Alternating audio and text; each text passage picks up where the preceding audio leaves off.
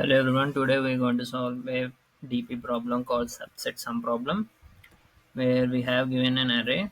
We need to find if there exists an subset with the given target sum.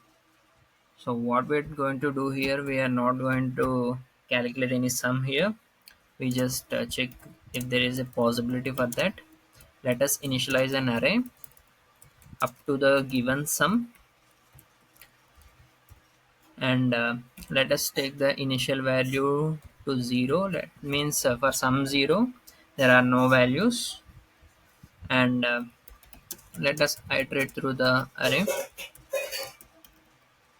and if there is any element in the array that is greater than s, we will continue because we don't need that because it exceeds the given sum.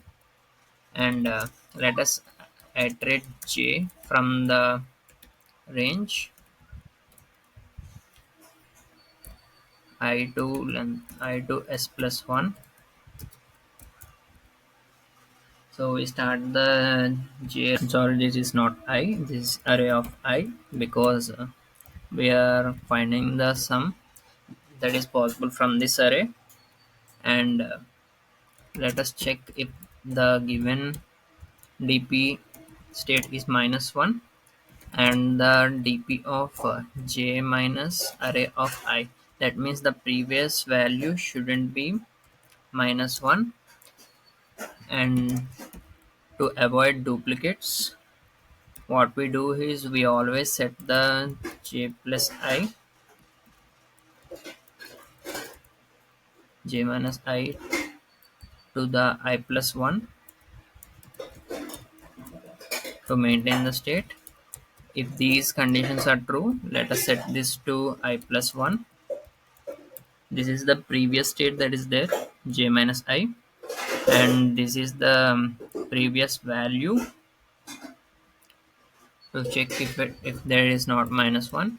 And in the end, let us return dp of s. That means the sum of s.